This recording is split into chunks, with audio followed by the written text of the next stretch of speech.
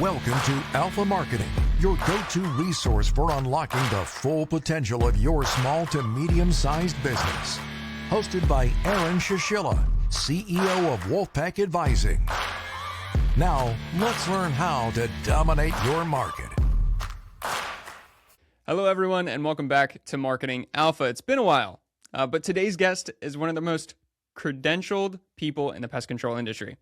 He's a board certified entomologist. He teaches classes at the University of Florida. He's a consultant whose clients include cruise lines and country clubs, as well as working across the globe. But he's a certified expert witness who's testified in multi-million-dollar cases. Joe Jonovich is as deep as it gets in this industry. He works closely with the best pest control businesses nationwide, and he's here today on Marketing Alpha to share some of his secrets. Welcome, Joe, to the podcast. Oh, thank you. Great intro. I'm going to have to put that on my website. I love that. So very flattering. Yeah. Well, it is Marketing Alpha, so we got to market it up, Yeah, there you go. I know I gave you a pretty packed intro, but if there's one word or phrase that actually captures what you do today right now, what do you think that would say? Okay. Right now, I'd say the best way to describe what I do in layman's terms is I'm a freelance technical director. So I am a board certified entomologist, and I do pest identifications, write protocols, but there's so much more to being a technical director. So I work with a lot of mid-size companies that they don't have their own technical director, but they need protocols written, agreements reviewed, help on large bids. So freelance technical director pretty much sums it up in a couple words. Gotcha. So tell me the origin story and the background of how you actually got here and you got all these awesome accreditations and you got that huge, amazing intro from Marketing Alpha podcast. All right. Well, it all started with I am second generation in the pest control industry. So as I know you are also, but I grew up, as preteen even, I was going out on jobs with my father. And even if it was a lawn and ornamental account, he'd say, grab the blower, blow the fertilizer off the driveway. And as soon as I can, hold a handheld blower, I was doing stuff like that, helping him out and just riding along for the free lunch. So that's how I got sucked into it. And as I got a little older, I realized that Florida heat hits you hard. And he emphasized, go to college or you'll be doing this the rest of your life. It was kind of viewed as a labor position. And so I worked hard. I went to University of Florida and I was a mechanical engineer student. I made it halfway through my junior year, but probably about beginning of that junior year, I needed a job, something flexible around my school. And I got a job in the entomology department. And I knew bugs, and that kind of was my in, being in the pest control. And I didn't realize they're trying to suck me in just as much. So I started doing termite research and started seeing, hey, there's some science to this. There's a lot of cool stuff with these bugs that we can do. It's not just pushing a spreader in the Florida summer. And so that was where halfway through my junior year, they talked me into coming back and switching. And that's a major switch from an engineering basis with physics and chemistry to biology basis. It's science, but opposite spectrums. But made the switch. It just slowed me down a couple semesters. And I got my undergrad. I stayed on under Dr. Faith Oy and got a master's degree. And in 2003, I finished that. So kind of, I guess almost older than dirt here. I see the things online of if you're born in the 1900s with the dinosaurs, but it makes me feel old nowadays. But 2003, I started my own pest control company as I was doing a PhD. And that company just started growing quick. And one of my regrets, I never finished the PhD. I just started making a little more money and doing a little less PhD, a little more money, a little less PhD. But I ran that company till about 2010, and I had an unbelievable offer, couldn't say no to, sold the company. And I worked for one of the manufacturers, MGK, for 1 year as their Florida sales rep. So I kind of learned the manufacturing side, more what's out there. And I only did that for a year. And Hewlett Environmental Services was one of my top clients. And Ron Box, one of my mentors and predecessors there, he was retiring. And so he said, hey, Joe, we're looking for a replacement as technical director. And definitely, I could say that's a challenge for being in a top 20 pest control company and being their technical director. But I took that position and I did that for about 5 years. And in 2015 is when I left that to go out on my own as a consultant. And that was a completely different change. Some things were similar, as in It's going to be where I'm doing the same type things, but I'm going out, I'm finding these small, mid-sized companies that don't have a technical director, but they still need contracts and agreements written that are tailored to their pest control business, or they need a procedure for how do you kill German roaches, not just what somebody told them on Facebook, but what actually works. And then, of course, in the worst case scenario, if they're getting sued and they need somebody to come into court and help defend them, doing the expert witnessing. So it was back to kind of running my own business, completely different pace, but all that working with bugs and working with people that I love. And that's just been growing over the last 10 years. And, that's where I'm at now. Wow. And of those different segments, I feel like there's a ton of different things there. The first one being the science. So there's science of that. I think there's also the labor part of it, of actually doing the work and going out to it, which, I did it growing up with my parents' company and everything else. I kind of miss it these days now that I'm sitting behind the desk every single day, but you have that part of it. And then you also have this consulting piece in your own business. Which of those do you think you enjoy the most right now? What do you get the most satisfaction out of? Is it the science? Is it the labor? Is it the what is it? I enjoy it all.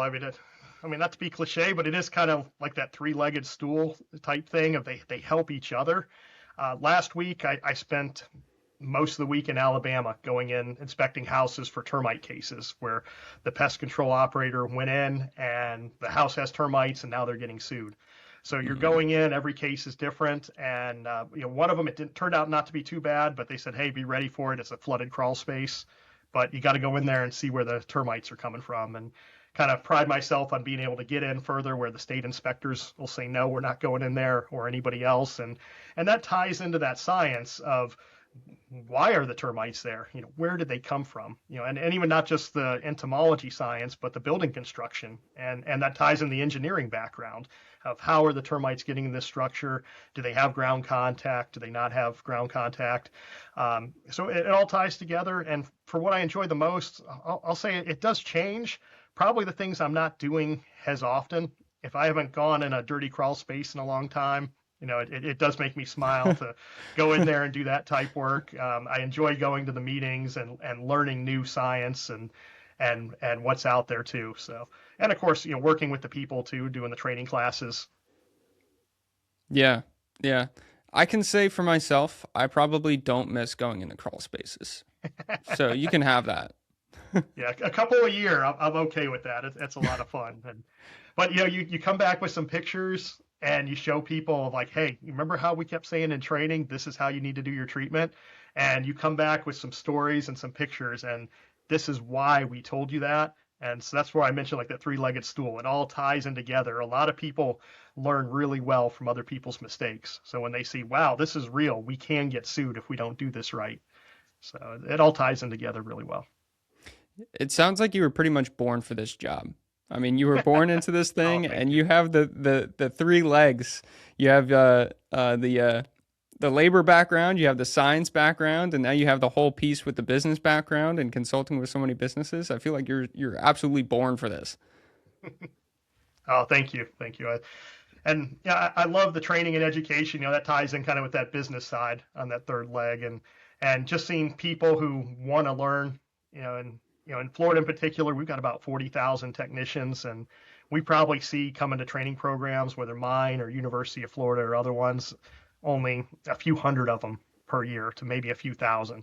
And a lot of people just take the quick, easy training to get the certification that they need to continue their license or ID card in the next year. But I love seeing people who want to learn, who want to lift up this industry and do better, and I'll do everything I can to help.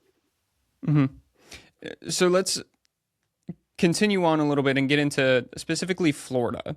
So you went to the University of Florida. I'm sure with a lot of the classes that you're doing, a lot of the training that you're doing, I know you're very local to Florida when it comes to a lot of the training. And obviously I've seen, following you on social media, I've seen a lot of the posts that you're sharing in terms of the new termites that are showing up in Florida and the crossbreeding and everything else.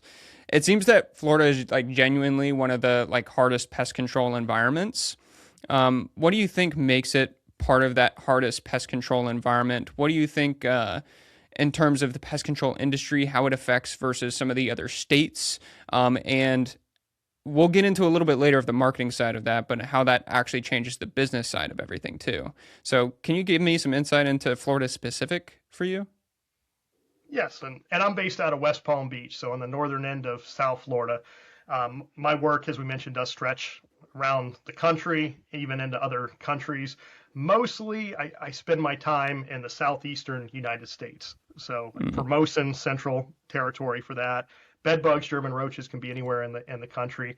But for Florida specific, some measurements, Florida is about 30% of pest control in the country.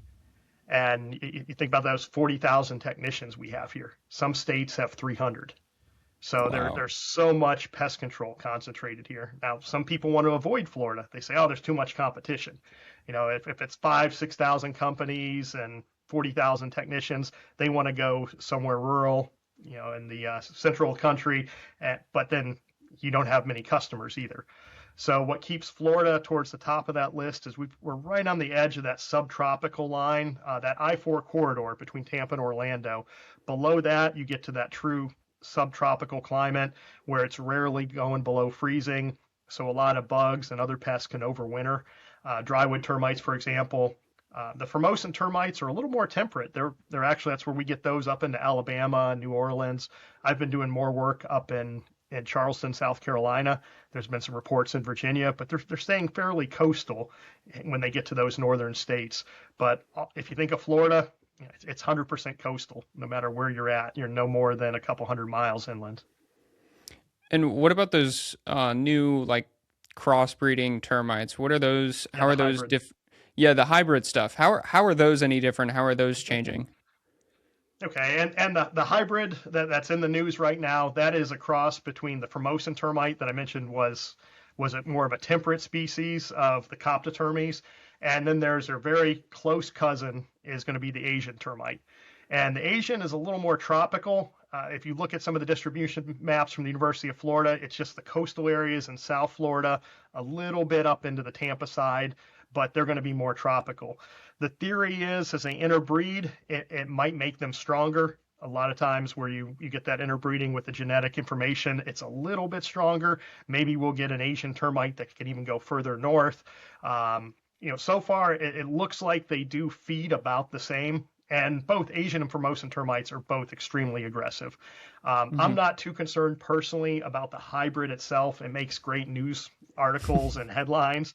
But whether it's the hybrid, the Asian, or the Formosan termite, you're having a bad day with any of those three. Their colonies are about 10 times the size of our native termites. And if you kind of think about that, that means that 10 times the size is roughly in 1 month, they can do the damage that native termites do in a year. So if a customer's ignoring it for 5-6 months, or maybe even a whole swarm season where they say, hey, they swarmed last May and we didn't do anything about it, and then they're calling you this May, they've let a whole year go by. That's equivalent to over 10 years of damage of native termites. And I admit there's a lot of variables there. So, true scientists will be twitching in their seats and, oh, you can't say that. It's, there's going to be, well, how do we know how many are feeding on the house? Maybe they're feeding on 5-6 things. But just for a rough analogy, 10 times the colony size, 10 times the damage. And that's most of the lawsuits these days are Formosan termites or Asian and hybrid. So let's segue this over into, I believe you're a big firm believer in the IPM, integrated pest management stuff. And we could talk about roaches too and talk about bed bugs and everything else that you're an expert in. But we could also continue talking about termites because I love talking about termites. But how does this, do you think, affect pest control businesses and the mindset they need to get into when kind of presenting IPM to customers? Because I don't think, and you could probably correct me if I'm wrong here, the general consumer, the general household person has no idea what IPM is, and kind of only calls a pest guy when they have a pest problem, not before. It's, hey, the whole house is eaten, now I have a problem. Would you agree? Yeah, absolutely. And IPM was first published in 1959, so it's been around a long time. And there is a push. I think IPM is still much more common, but there is a push to change it to APM, assessment-based pest management. And for the most part, the ideas are almost identical. Assessment-based, if you ask somebody on the street, hey, what do you think assessment-based pest management is? They're going to say, well, you're going to go in, you're going to assess the problem, you're going to come up with a solution, and you're going to do it. And Yeah. and IPM, if you ask somebody on the street, what is integrated pest management? They say, what are you integrating? Is it like the schools, or what's going on here? It doesn't make much sense. So sometimes just terminology like that can help out quite a bit. And I am seeing more of IPM coming up through multifamily housing, hotels, businesses. The lawyers, good or bad, we've got the lawyers to thank on a lot of that people are raising awareness and, hey, we've got to do more to prevent pest. And probably the hardest part is that there is no one way to do IPM or APM. So most companies, pest control companies that is, if you ask them, are you doing IPM? They're going to say yes. And spraying chemicals, pesticides, technically that is part of IPM. Now it should just be a smaller part of it and you're using all your other tools in your toolbox. But where we have challenges is, is somebody just going in and spraying baseboards for very low dollar versus somebody going in using all the latest and greatest tools and chemicals that's in their toolbox. And then, of course, we've got to get that to the consumer. So what does the consumer see? Typically, they see what's sitting on the shelf at Home Depot or the Publix grocery store. And typically, it's not a packaged IPM plan. It's a can of Raid. Just spray this and your roaches will die like they do on the commercial. So that's where there is a lot of challenges for us to get that across to the consumer and prove to them that, hey, this does work. This is effective. So are you team IPM or APM? Hard-hitting question. Yes, I think I'm on APM just for if we can get the consumers to understand that, just if they could just off the street, you can grab somebody and they can figure out what it is, then that's one less thing we've got to teach them. We can focus on the specifics of the roaches, bed bugs, termites, etc. I would agree with you. Integrated pest management, what's integrated? I'm in the same boat. But assess, exactly. You were right. When you explained assess, that made sense. Standpoint. Yeah. How would you market IPM?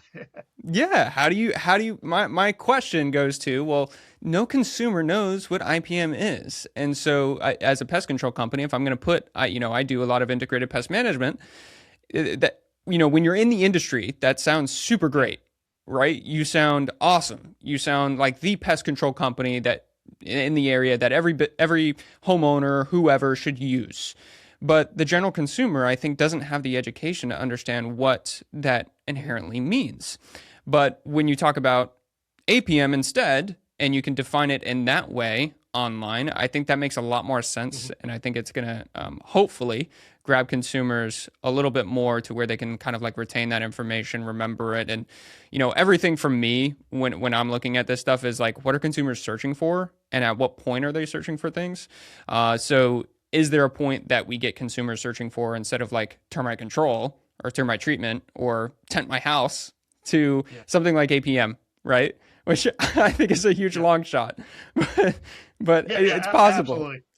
Yeah, and interesting related to that too is I've got clients, regular pest control companies that are retainer clients I work with every month.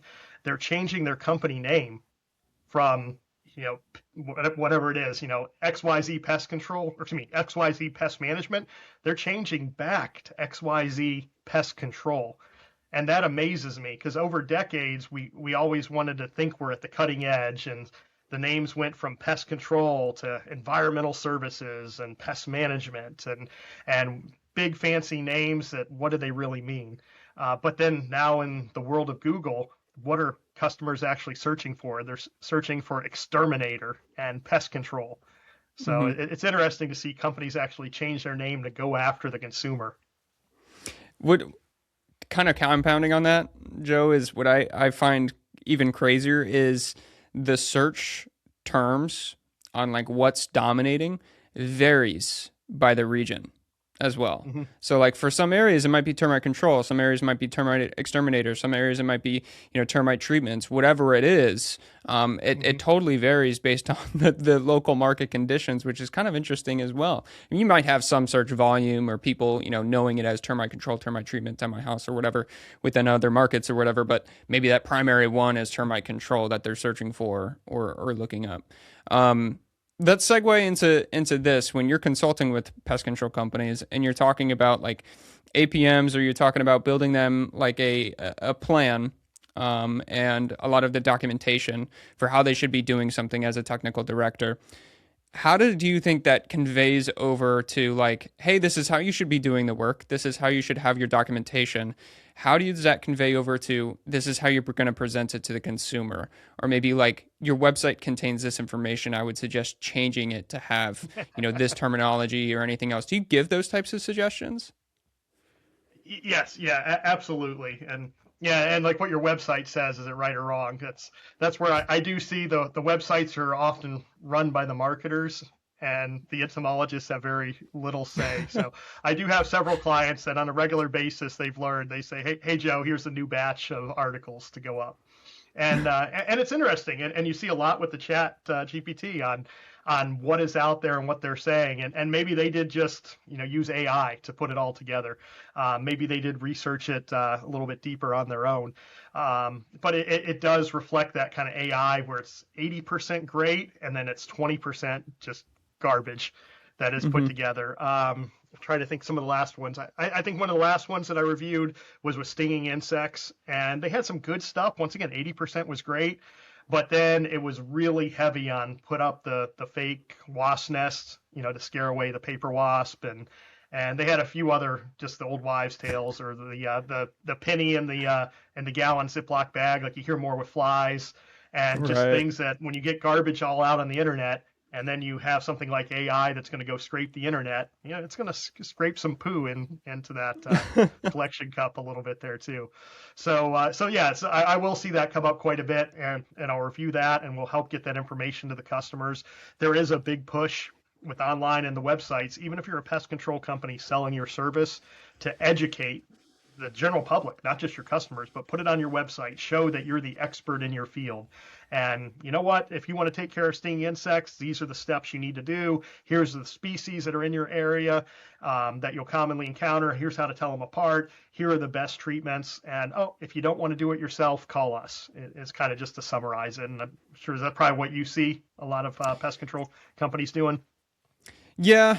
I think majority of pest control companies actually don't put in enough information on the website. And I think that's ultimately, from my perspective, where it comes down to, and I'm probably a lot from your end too. Like if you're a business owner for a pest control company, you are probably so busy, maybe running routes, maybe you're actually working in the office or whatever else, training, doing HR stuff, whatever it is.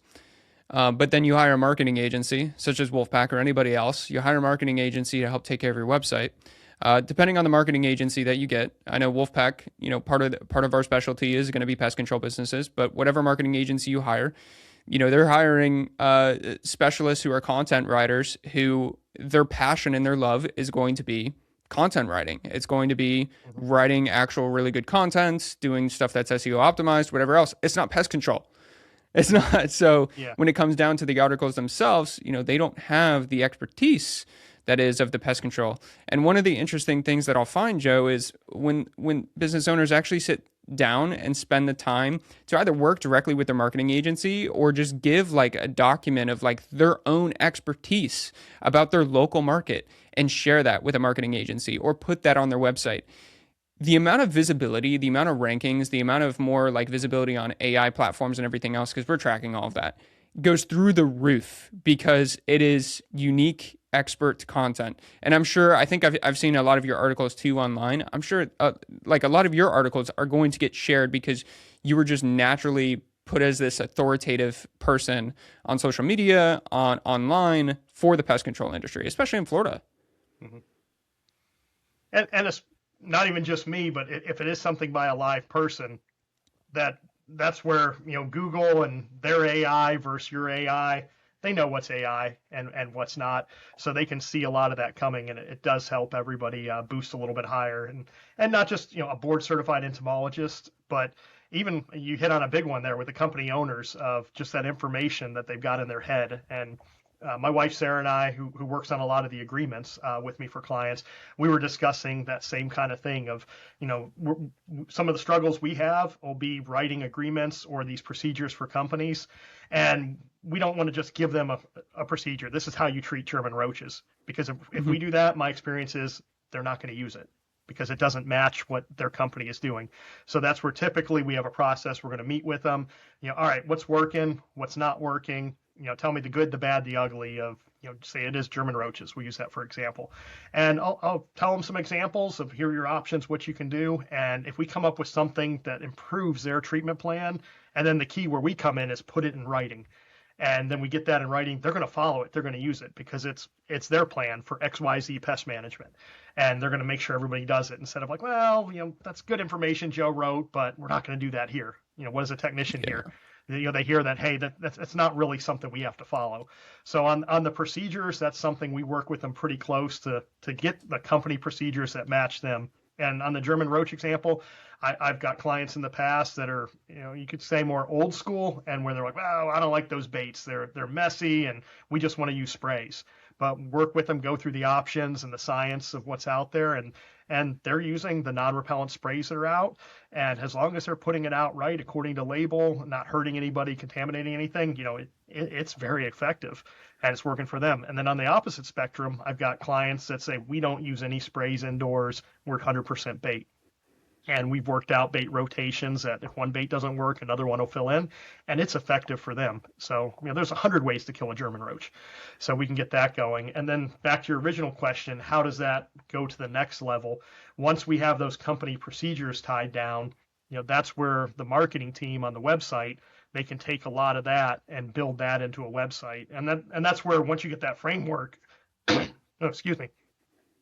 once you get that framework together, that's where the ChatGPT can build that up and fluff it up and add a lot more information into it of what you're going to do. That is freaking amazing. Everybody just needs to work with you for that. I mean, to just have you in your corner, like I'm serious, to have you in their corner, to be able to walk through like, hey, yeah, this is my process. I need something that is going to work for me. I could see how that's just so huge for these companies.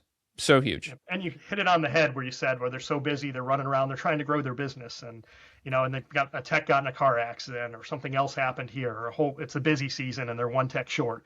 How can we help them? And those are the conversations Sarah and I have had where it's in their head, like you mentioned.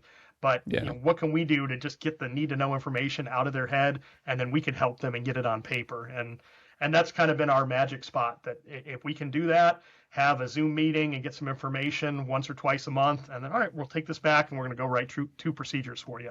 Or we're going to write a general pest control contract that actually matches the service you're performing. And then that's been a win-win where they're ecstatic because they're willing to pay the bill. Money typically isn't a problem.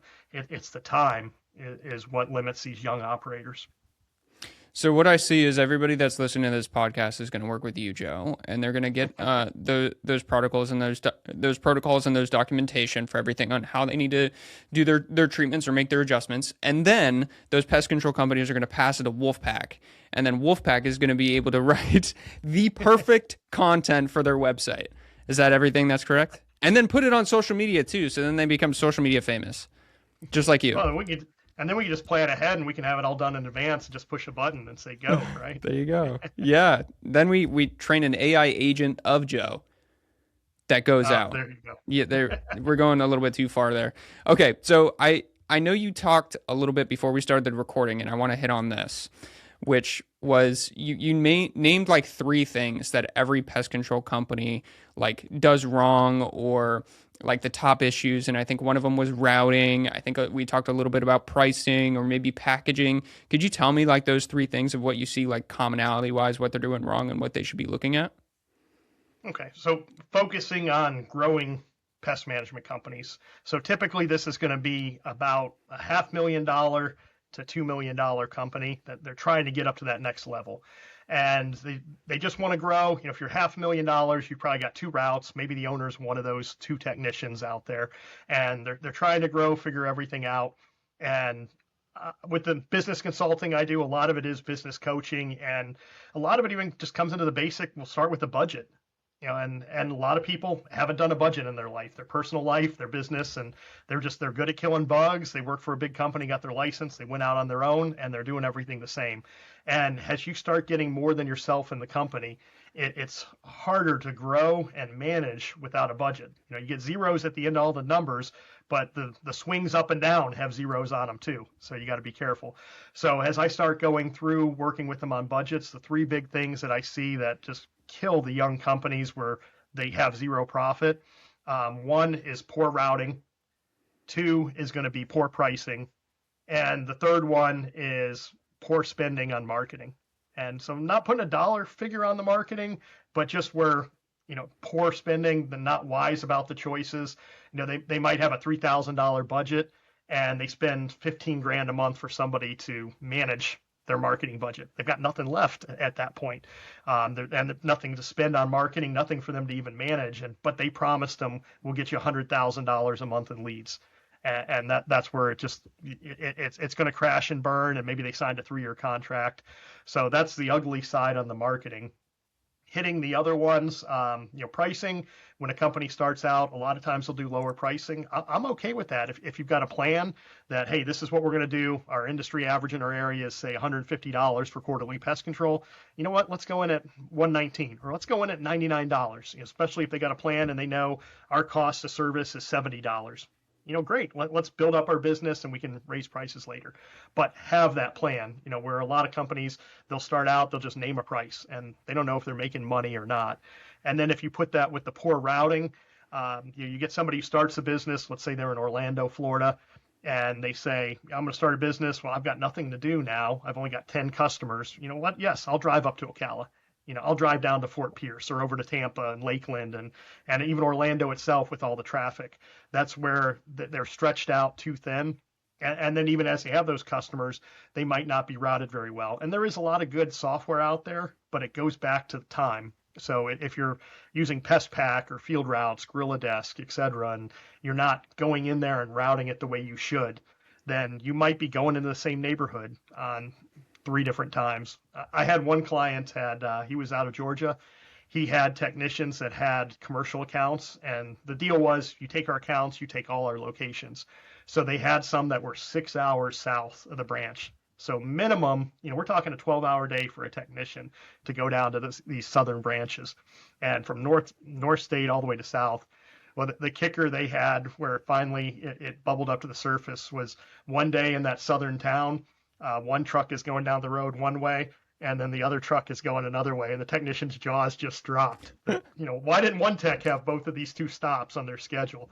And just everybody doing their job of what's supposed to be done and not checking details and working together as a team between the office, the management, the technicians. But at least at that point, it bubbled up to the surface. Everybody realized, hey, this routing is an issue. What can we do to improve that? So just to summarize again, routing, pricing, and then marketing spend, having a good budget and spending wisely.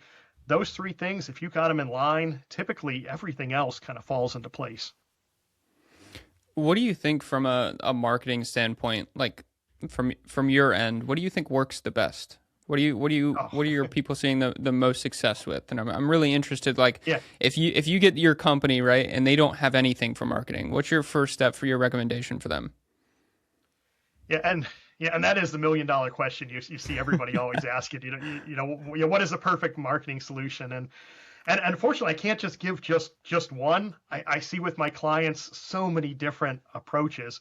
And first off, even like you said, if they got nothing, well, how did they get where they're at? Let's start from the beginning. And maybe they do say, well, we're small town, we're word of mouth.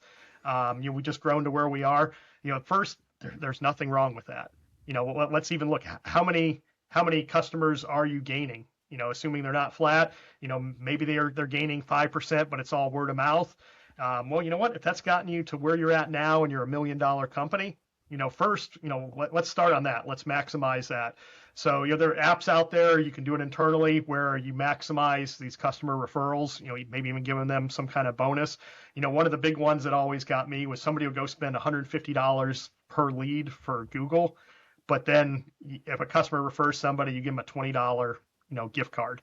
It's like, no, give them $150, give them a free treatment, something like that. If you phrase it this way, if they can give you 100 customers, like Google, wouldn't you be willing to pay them for that? And then that just makes a happy customer. When I had my business, I had some people that they would keep, 8 or 10, where I said I give them a free service. They keep 8 or 10 in the hopper. They're like, oh, how's it going? And, oh, you still got 6 free treatments.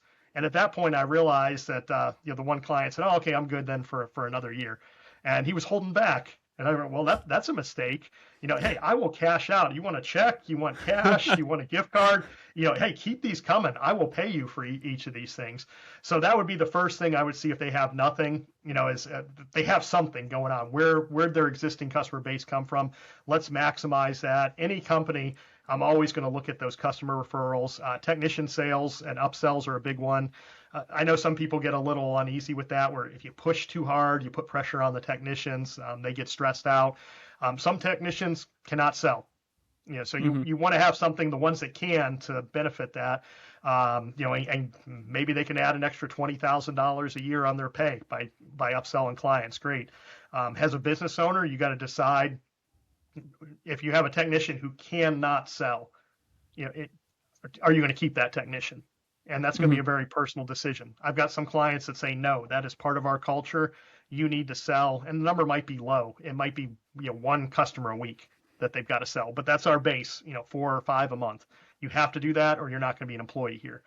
I'm torn on that. When I had my business, I had one technician. People would say, man, he is an ox. He would work 12-hour days in the heat and he just could not stop him. But where we would have even a, as hot of a lead as you can have, where a neighbor said, hey, I got referred over, they said, you guys are great. We want to start service. We'd send him just to get the signature on the paperwork. And he had a 0% close rate. And it was in the neighborhood. So it was really tempting just to, hey, have him swing by, get the paperwork signed. He had no interpersonal skills whatsoever. Super nice guy, but to put it bluntly, kind of that bland personality, and that's where the customers just did not like it. But that's not everybody. You're probably going to have a couple of those technicians at the bottom. If you got 10 techs, you might have 1 or 2 like that. You've got a lot of people in the middle who can do an okay job selling if we push them a bit. That's who we want to motivate. And then maybe you have that 1 or 2 top people that you might even say, you know what, I need to move them to sales full time. They're doing awesome. So I would start with that. And I know what everybody really wants to hear is like, hey, what works? Facebook, Google, LSA, et cetera.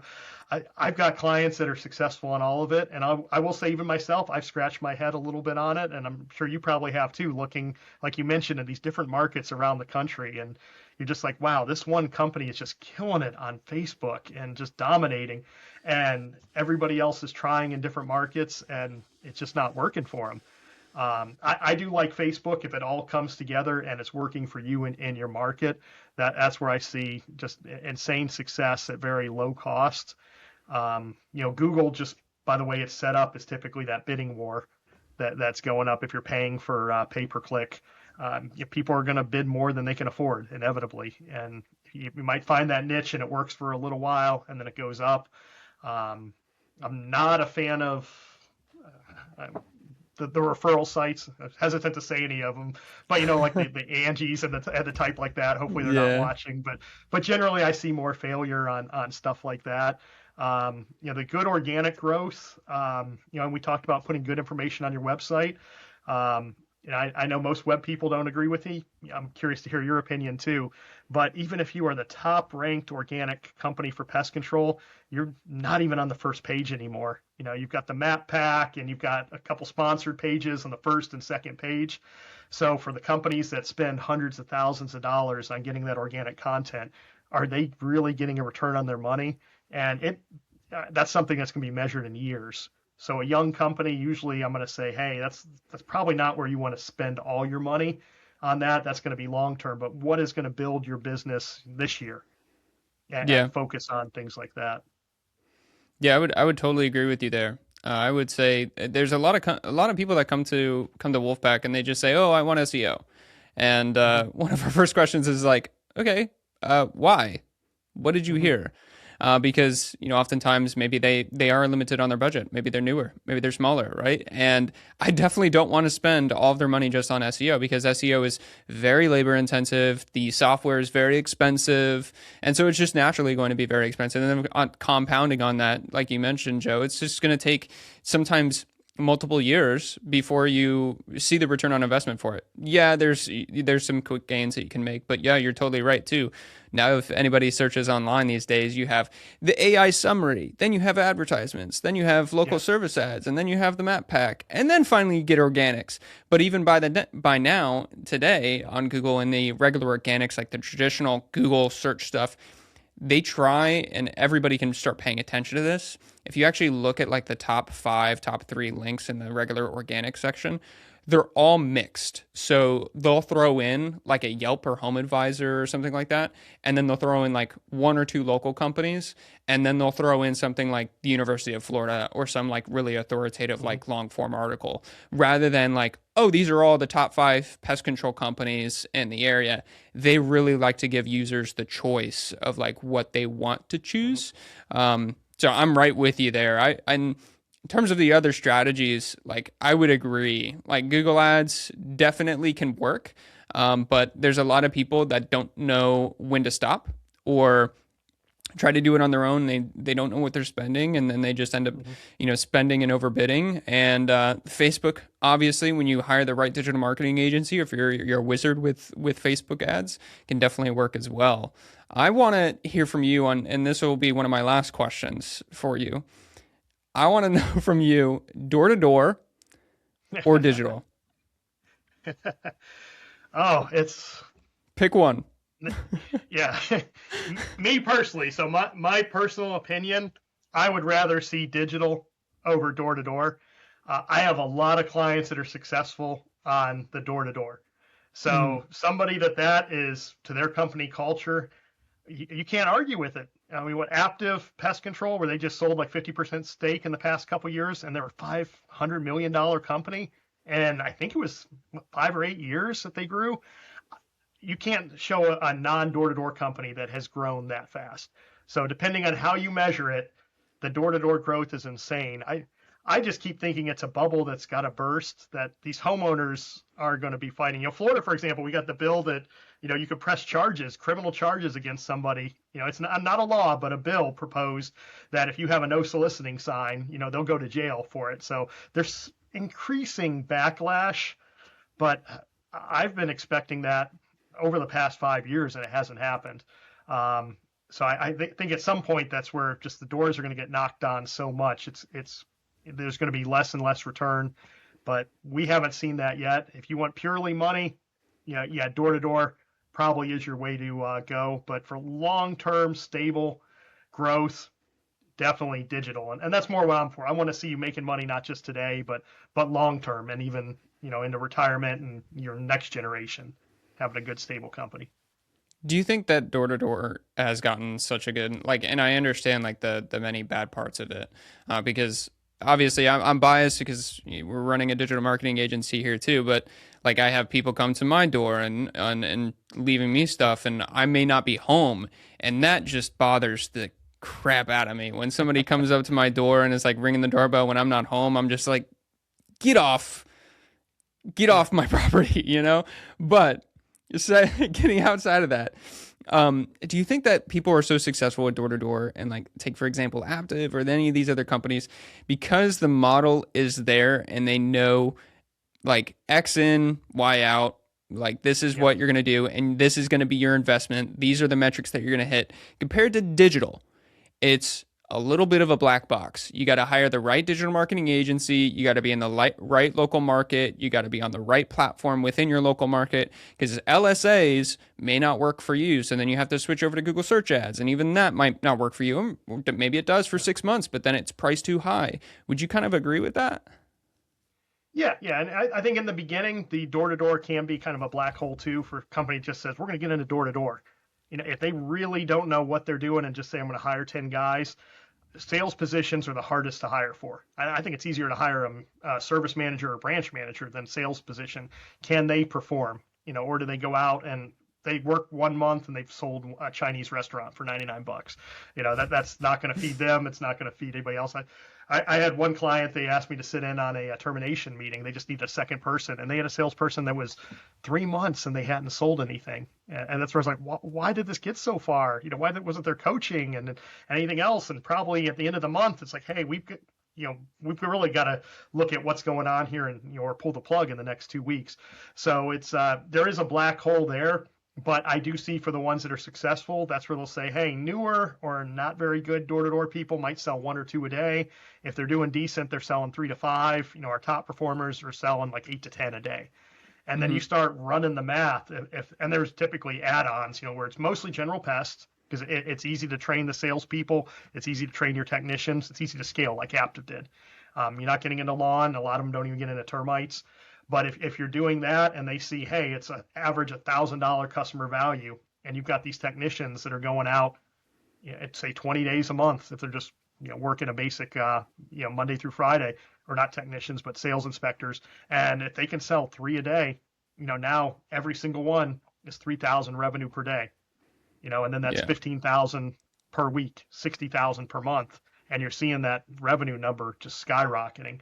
So I think once they get their feet under them and they figure out what they're doing, but I do have several clients that have tried it and just said, you know what, it didn't work for us, and they backed off of it. But yeah, I agree with your take on the digital is, there's a ton of empty promises out there, and there's a lot that you can't measure it very easily. The web companies are measuring it for you a lot of times, and hey, we did a great job. Look at what we've done this month. But what is your true ROI? And to me, that's the key. If you're total everything said and done in marketing, if you're spending that $15,000, well, first, what was your budget? Okay, it was $15,000. That's great. What did you get? Is it going to take you 10 years to recoup that? Is it a whole bunch of one-time services? This industry was built on recurring revenue. So, how many, general household pest control accounts are you bringing into me? That's what I'm looking at from my end. Yeah, 100%. Okay, Joe, we've been talking for quite some time. I want to get into the last question, which is, where's Joe going today? It seems like every company in the world, every pest control company, pest management company, that are doing APM, that's the terminology we're using, APM, needs to work with you. And where's Joe going? How can people find you? All right. And either my website, pestcontrolconsultant.com. I'm on Facebook in the pest control groups, Pest Cemetery, etc. My phone number, I don't mind even giving out, 561-628-2696. Feel free, give me a call, see what I can do to help you. And we're going for the near future. Definitely the bulk of my work, probably about 2/3 of what I do, is working with the pest control companies, mostly those retainer clients that I meet with 2 to 4 times a month. And we're working on everything we discussed here, how to take them to the next level, from the technical side to the business side. About that last third is where I'll do kind of the a la carte work, the inspecting the cruise ships, other facilities. I've got one I'm going to that's a very, very high-end production. One, I can't say what kind they do, but everybody's in the white suits and clean rooms, and they got bed bugs in there. So then trying to figure out, hey, where are they coming from? What are we going to do? You can't just go in and spray chemicals. So I'm looking at that tomorrow, and then I'm doing some training meetings for the University of Florida. So in the coming year, I expect to do just more of the same. I grow my business just like I'd expect a pest control business. I want to see probably about a 20% growth every year. And any more than that, it starts to turn into crazy chaos. But take it to the next level and keep going from there. You didn't get to meet my wife today, but she is an attorney, so she helps with a lot of the pest control contracts and form letters and any kind of general counsel type things like that we need to. But it's a good life. We're blessed. What an amazing duo! That's awesome. Well, Joe, this has been an amazing masterclass. Thank you, everybody, for listening to the Marketing Alpha podcast with Joe. Joe, thank you for being here. We appreciate you. Thank you, everybody. Take care. See ya. Thank you for listening to Alpha Marketing. If you enjoyed today's episode, be sure to subscribe, leave a review, and share it with other business owners and marketers. Your support enables us to continue bringing you actionable advice and the tools you need to thrive. Join us next time for more insights with Aaron Shishilla, and keep striving to be the alpha in your market.